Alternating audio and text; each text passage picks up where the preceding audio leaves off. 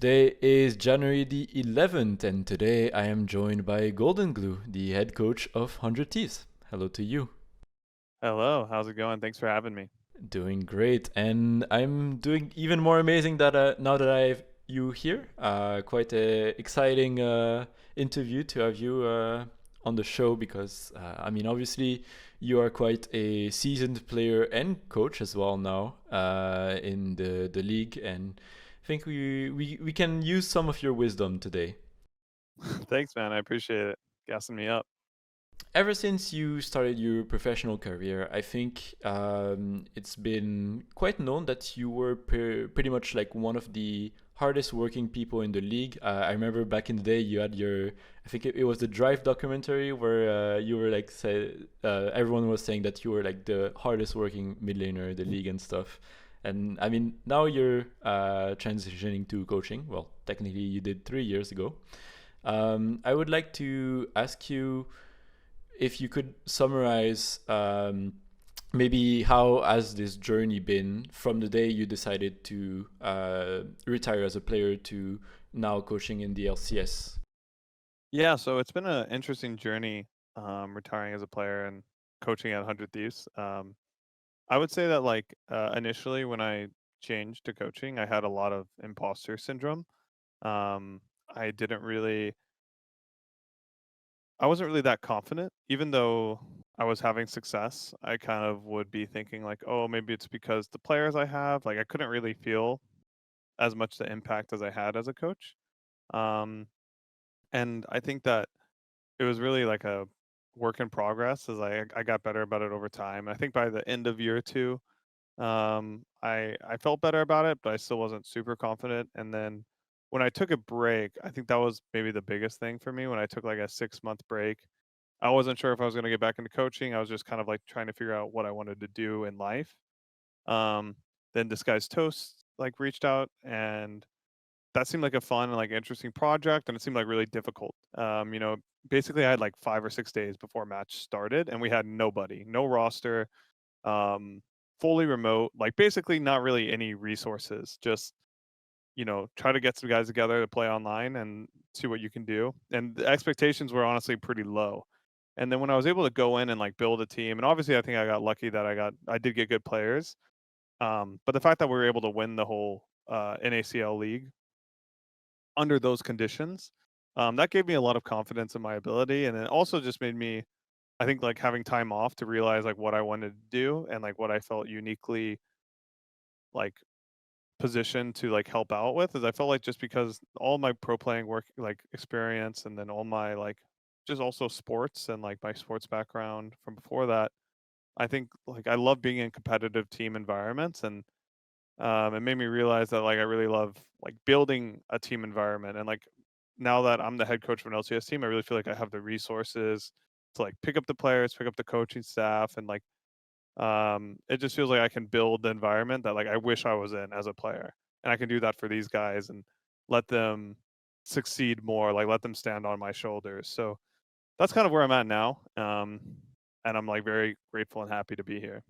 Now that you're moving back into 100 Thieves, because technically you've been already working for them in the past, you were in coach for their academy squad, right? In your very first year of Yep. coaching. Have you already been feeling like the difference between your last split in Disguised and now with 100 Thieves? Is the overall organization like better? What differences are there between both rosters? Oh yeah.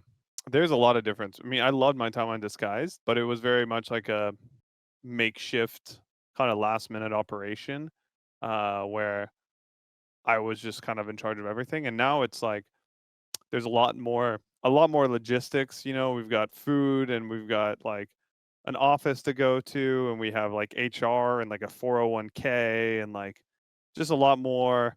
Also, I need to be like doing a better job of like showing off our progress to my managers and to like to the rest of the company.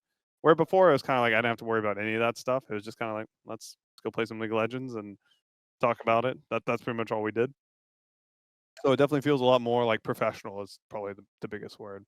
This year you're going to be coaching a lot of very young players, as you've been doing in the past as well. What would you say is maybe like the first mistake that a rookie or like a young player would make that you know shouldn't be making because you have that experience obviously from your years in the LCS? Yeah, so there's a lot of different ones. I think depending on our rookies, like they'll probably be it's very like person specific. But the one thing that I'm really going to try to be instilling in the rookies is that like it's completely okay to make mistakes, especially on stage. I think like no one really told me that when I was going pro. People just like don't I don't know. I don't know why people wouldn't tell me that. It seems so obvious.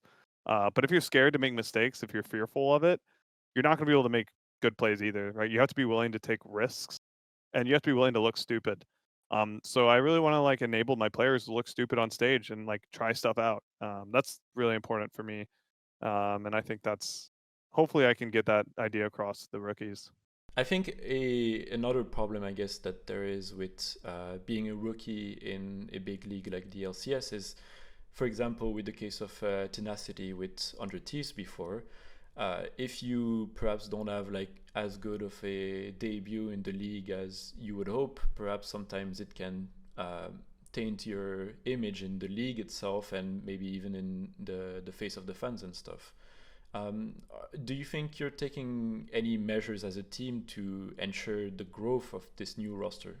Yeah. So yeah, to avoid that type of issue, I'm just trying to like make sure that my players don't feel like even if they have a bad split or like a bad showing at the beginning, that's not like I'm not looking to replace you. I'm not looking to like people to think of you, I guess, like the media or like what Reddit, the community, right? I mainly care about like what do are you working on the stuff you need to be working on? Like are you doing your best? Are you like um willing to take risks and like are you improving? So just like letting them know that like I'm not expecting them to come out and just like look insane off the bat. The main thing I need from them is to make sure that they're progressing and they're working on the things that they need to work on. Do you have any influence on roster building, or is it more so you were onboarded after the roster was made? Yeah, no, I definitely was picking like all the players. I came in and we basically didn't have so the assistant coach, all the players. I helped select.